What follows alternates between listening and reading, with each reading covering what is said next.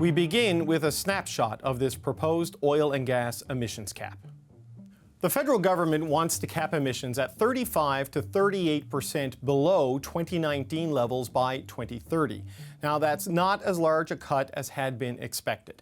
To put that into context, though, a company burning 171 megatons in 2019 would have to cut that back to 112 megatons. But this plan offers some flexibility, allowing companies to exceed those levels, but at a price. The company would have to pay for those extra emissions by buying offset credits in a new cap-and-trade system or pay into a promised decarbonization fund. But that flexibility would effectively lower the emissions cap even further, to just 20 to 23% below 2019 levels.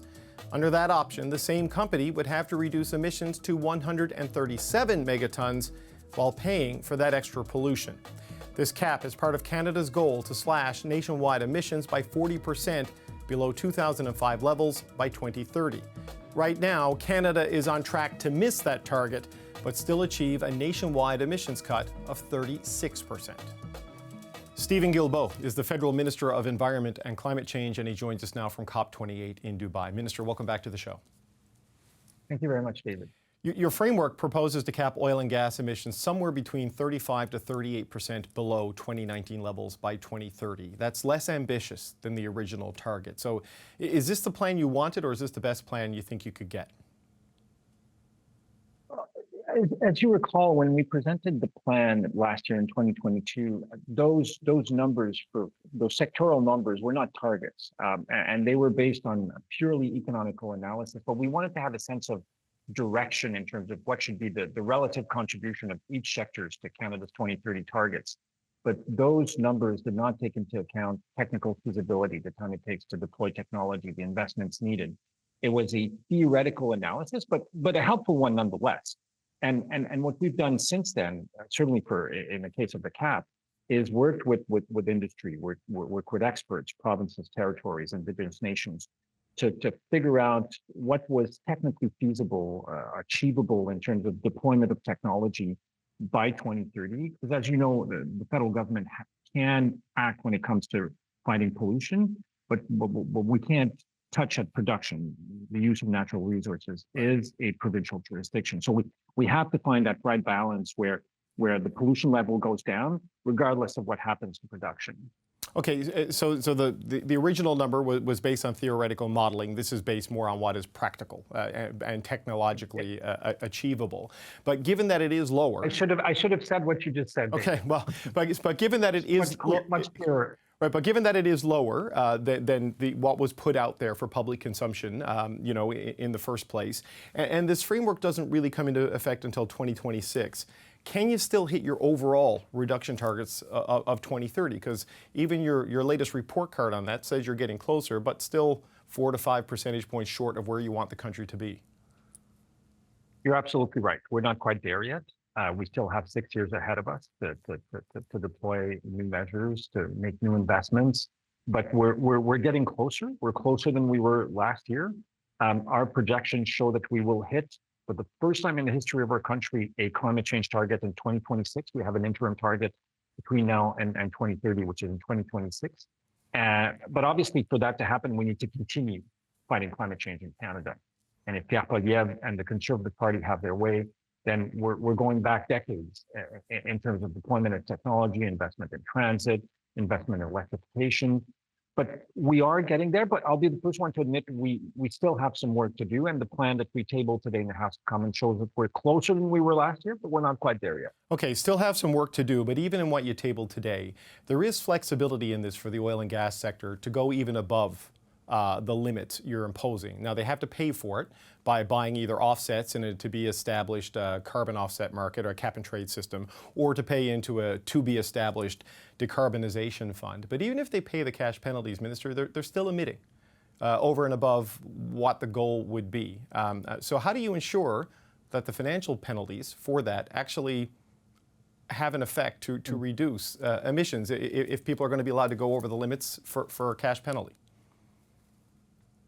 Well, that's a good question, David. And we know that there are technologies that can be deployed quickly that will have major impact in terms of emission reduction. Earlier this week, I announced new methane regulations for the oil and gas sector, where companies will have to reduce those emissions by at least 75% by 2030. And methane is a very potent greenhouse gas, 30 times more powerful than CO2 in its capacity to warm the planet. On the other hand, we know that some of the technologies that these companies want to use will take more time than the 6 years we have between now and 2030. And we want to give them the flexibility to deploy that technology. And if it's ready by 2032 or 2033, then they have the ability to do that. But those flexibility mechanisms are limited in terms of volume, and they're also time bound. Like, it's not an open bar. It's not something that they'll be able to use for the next 10, 15, 20 years. It's for a certain amount of time until they are able to deploy the technology to make those investments that are required so that the oil and gas sector can contribute, like other sectors of the Canadian economy, to achieving our 2030 targets. Right. So you mentioned the methane reductions, and there seems to be a pretty broad consensus in the scientific community, the industry, and government that those are achievable and the best bang for your buck in terms of emission reductions if you're an oil and gas producer. But a key part of this, Minister, relies on pretty large-scale deployment of carbon capture technology, and there's not the same level of unanimity on that. There's a lot of skepticism about whether carbon capture can truly be effective at scale to achieve the emissions reductions that you're counting on. I mean, what if carbon capture isn't the answer? How does it work then?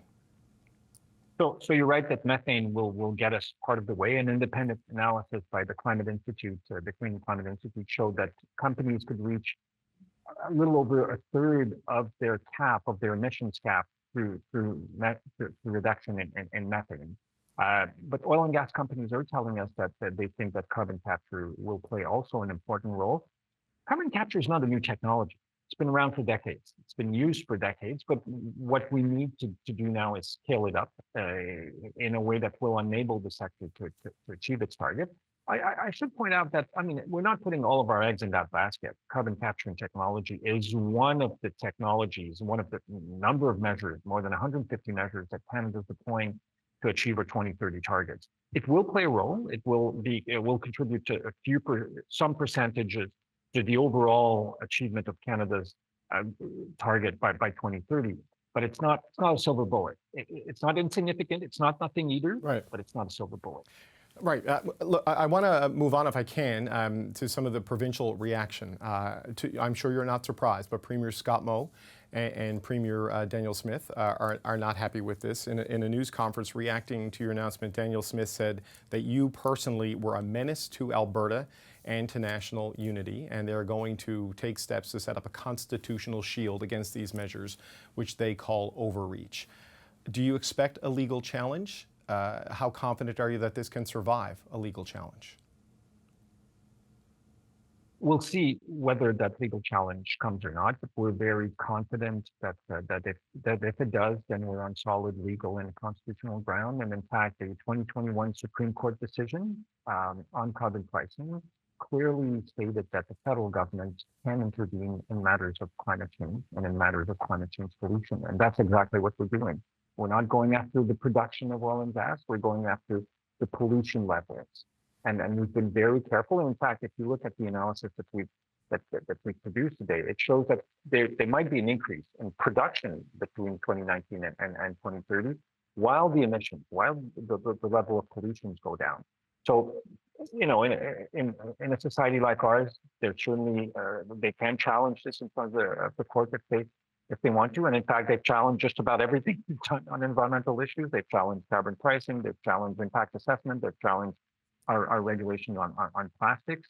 So it's probably a given that they will challenge that as well, but we feel that we're on very solid legal ground. Right, but they've challenged those, and you're 1 for 3, and they're kind of 2 for 3, right, in the court challenges, because the plastics ban was deemed to be overreached by the federal court, and the reference case on the Impact Assessment Agency found problems with the constitutionality of it.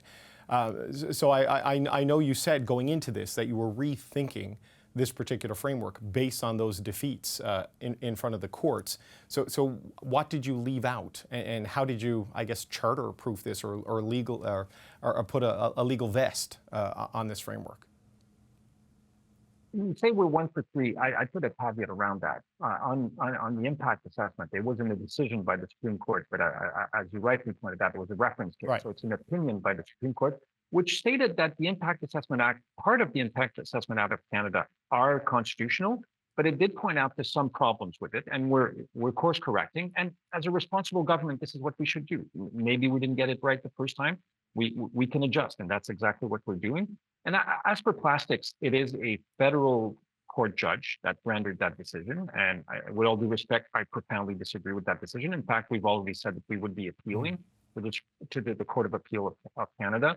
There's a very important body of scientific evidence out there pointing to the impacts of plastic pollution on humans, on the environment. And we feel that we disagree with that decision.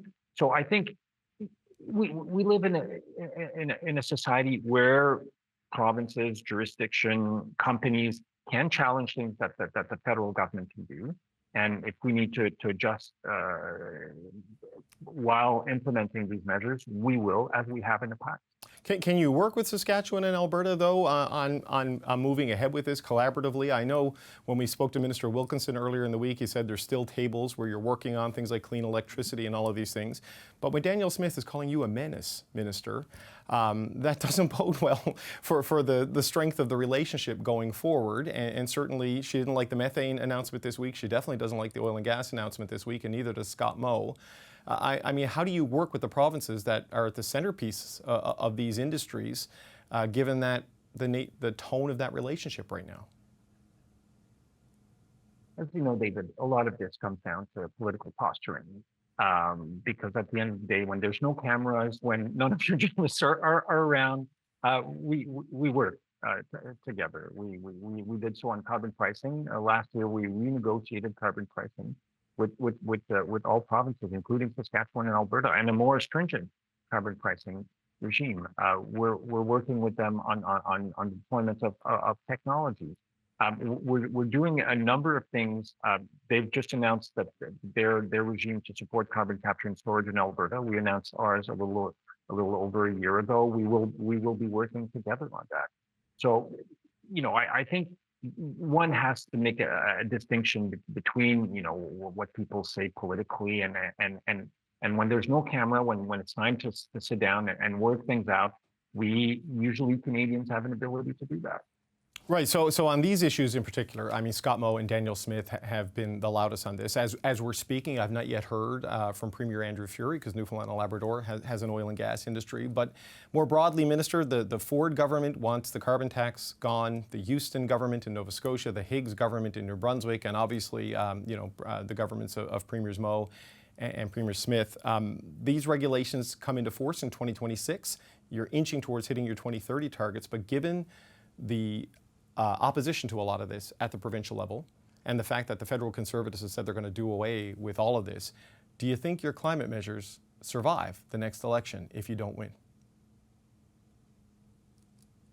No, clearly. If Pierre Poilievre and the Conservative Party of Canada win the next election, everything we've done to fight climate change, everything we've done to support transit in Canada, electrification, home energy retrofit, cleaner air for our communities, and reduce asthma rate in our kids, that's all going out the door. And in a democratic society, that is a risk. And Canadians, when it comes time to go to the ballot box, will have to decide whether or not this is a risk they want to take. And you point out to resistance by some of the province, but you could also point out to the fact that Nova Scotia and New Brunswick signed on to us with the clean electricity regulation, saying that they wanted to work with us to achieve those goals. Mm-hmm. The province of British Columbia is on board with many of these things. We just signed an historic agreement with them on nature protection. We can work with Quebec on many of these things, and even Ontario. I mean, we've made massive investment in electrification with the province of Ontario. So sometimes we have disagreements, and sometimes we can work together. And the fact that we have disagreements doesn't mean that we're unable to work together on anything. It is the nature of our federation that we will have sometimes disagreements. But we strongly believe that what we're doing to fight climate change is the responsible thing to do for our kids and grandkids, and we'll make no apologies for it. You make no apologies, but just as a final point, Minister, I guess, how do you make the argument to a public that has become increasingly worried about basic cost of living, economic uncertainty, and sort of the challenges of the high cost environment or the higher cost environment we're living in the political cycle that you have available to you, when sort of the opposition to what you're proposing warns about lost economic opportunity, lower GDP, and extra costs to consumers? Quite the opposite. Because of what we're doing to fight climate change and investments we're making in clean technology, Canada has become one of the go-to places for international investment. Foreign direct investment places Canada third in the world behind the United States and Brazil. And on a per capita basis, we're number one in the world. Investors from all around the world are coming to Canada because of what we're doing to fight climate change, because of what we're doing to create the economy of the 21st century for workers in Newfoundland and Saskatchewan and Alberta and Quebec and British Columbia and everyone across the country.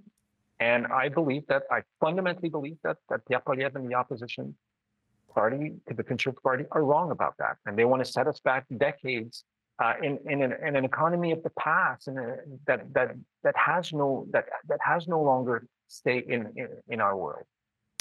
Minister of Environment and Climate Change, Steven Guilbeault, thanks so much for your time today. Thank you very much, David.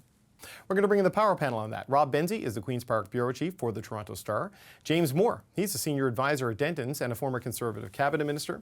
Andrew Thompson is a former Saskatchewan NDP cabinet minister, now Chief of Government Relations at the University of Toronto. And here with me in Ottawa, Stevie O'Brien, a senior advisor at McMillan Mantich, who used to work for this Liberal government.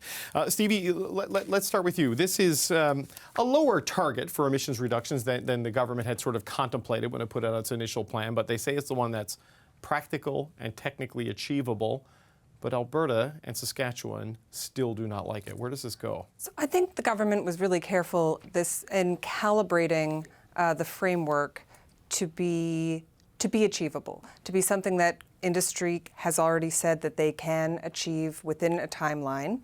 And that means that it will be an emissions cap rather than a production cap. And I think that's critical when you get into the issues of jurisdiction. Right, but James, we've heard from Alberta, Saskatchewan, we've heard from from CAP, which is one of the big lobby groups for the industry. They say an emissions cap like this, oh, we lost James. I'm going to go to Andrew then. Andrew, as a former Saskatchewan cabinet minister, they say this will effectively be a production cap, and it will target the provinces that rely heavily on those industries. So what do you make of where this has landed today? Well, I think the Western premiers have a point if they can keep the rhetoric toned down a little bit. That these are going to impact investment decisions. Of the 4.5 million barrels of oil that are produced daily in Canada, about 3 million of those come out of the oil sands. So I mean, there is an investment need there, and there is a possibility to address some of that with better technology. But those decisions aren't going to happen quickly, and it's unclear exactly what the technology is that's going to be needing to be applied to reach those caps. Overall, the government, the federal government, coming in with a cap and trade system like they have, does provide some flexibility.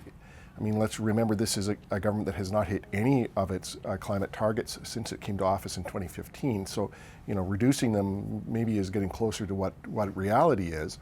But moving to this type of a tool, I think, does provide an opportunity to work with industry to figure out what is actually achievable. And now the question is, are they able to bring industry, are they able to bring the provincial governments to the table in a way that accomplishes that? Well, James, we've got James back.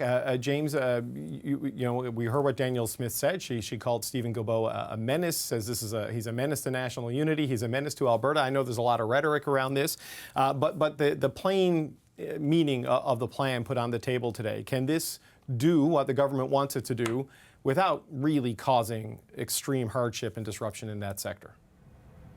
Probably not, but Andrew's last point there, I think, was the salient one, right? Which is, with regard to climate change policy, for 2 decades now, the game has been have big promises, underdeliver, big promises, underdeliver. This is the old Paul Martin strategy when it came to budget deficit financing, right? Promise and forecast high deficits and come in underneath it. It's what municipal governments are doing all across British Columbia. You put out a paper from city staff saying your tax rates are going to go up so much, then the councillors show real courage and come in underneath that. And the Liberals are now doing that with regard to regulations and expectations, where you put out a discussion paper or a roundtable conversation piece, then people come together and attack it, and then you come in underneath that and try to look reasonable. But at the end of the day, this is a government whose reputation when it comes to managing things and managing sectors of the economy is not great. They just put forward legislation on managing the media sector, and they had to compromise and bounce away from it and kind of walk away ultimately with their tail between their legs. They can't regulate plastic straws, but they think they're going to regulate the most complicated area of public policy, which is the constitutional mess and entanglement of resource development, resource extraction, and global sales. And they think that government in Ottawa has some kind of a capacity to regulate this effectively. I think it's past incredulity to think that they're going to be able to do any of this.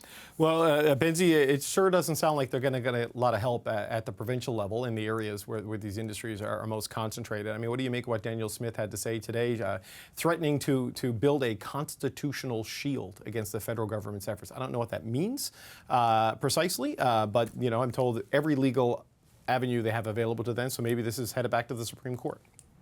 I guess it's like Stephen Harper's firewall around Alberta. Remember, I guess that Danielle Smith and Steven Guilbeault won't be having a Perrier together at the hotel bar at COP because it didn't sound. I think she actually stepped up the rhetoric today, calling him a menace.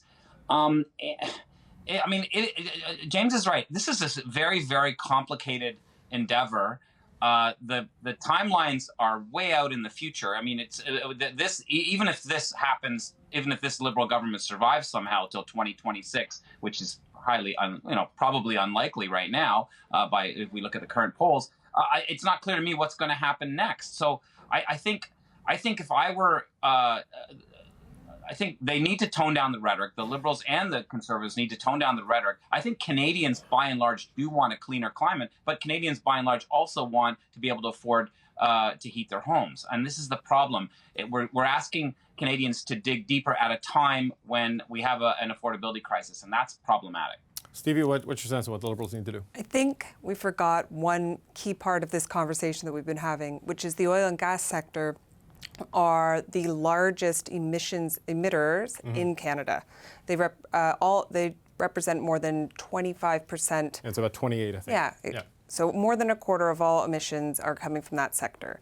This government is committed to fighting climate change and with a variety of tools. You can't address climate change in Canada and you can't achieve our goals without addressing the oil and gas industry.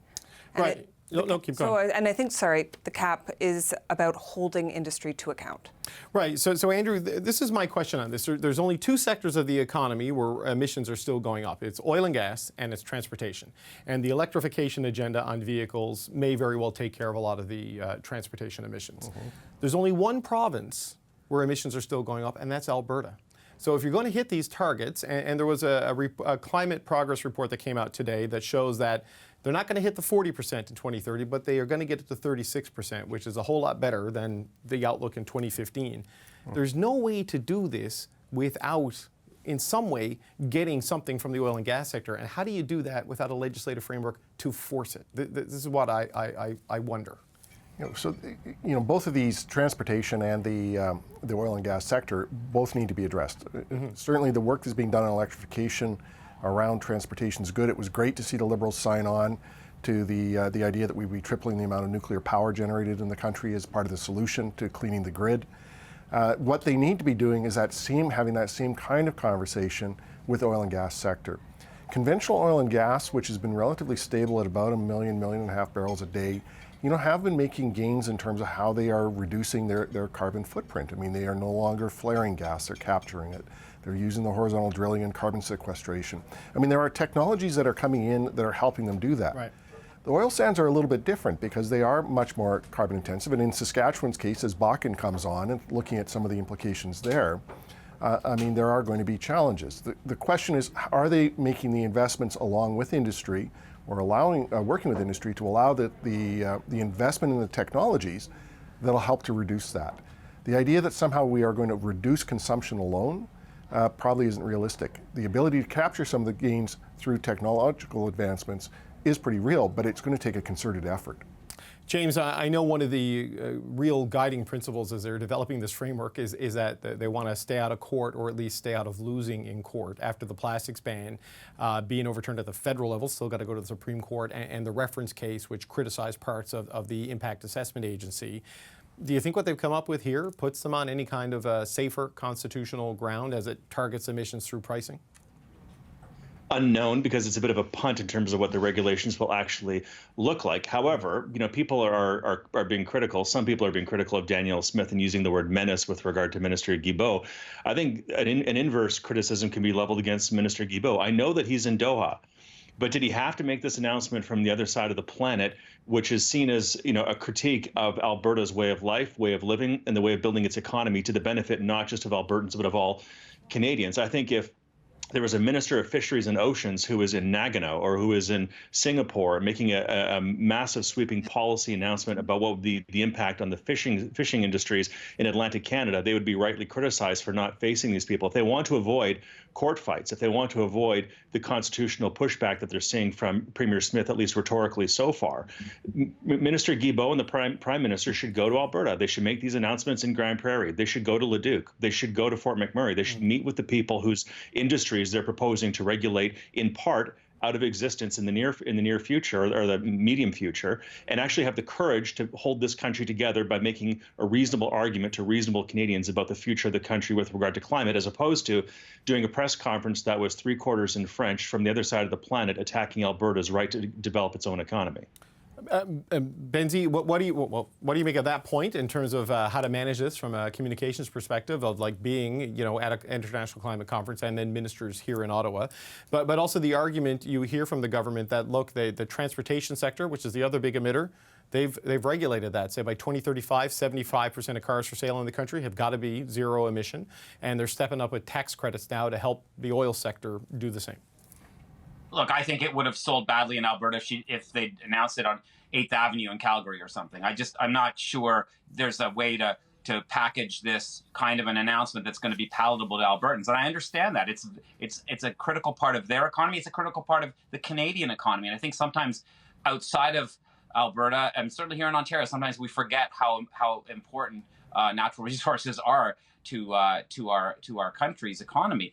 That said, I mean, I think I think the problem is there's this element of social engineering that I think the Liberals are sometimes guilty of, and Canadians feel that they want that the government sometimes wants to tell them how to live their lives rather than take them along. Like we're going to guide you to how we get there. It's rather more like a tut-tutting kind of way of saying this is how you should live your life. You should ride your bike to work, or you should heat your home with solar panels on the roof, things like that. I think there's sometimes a lack of reality. Having said that, I think Canadians are concerned about climate change. They may not be as much right now. The Abacus poll last week said that it's dropping somewhat, but I think that's a short-term thing due to inflation. I think that overall, you ask your kids what they're worried about. They're not worried about, well, maybe your boys are a little bit young, yeah, David, but my kids' age, our teenagers are genuinely concerned about the planet. Stevie, final word to you. I mean, how do you think the Liberals can bring people along? Is it even possible with opponents like Danielle Smith and Scott Moe out there? Well, watching Danielle Smith's news earlier today, it was really clear that she is guided by industry when she is thinking about climate policy in Alberta. And I don't think most Canadians trust industry to regulate itself.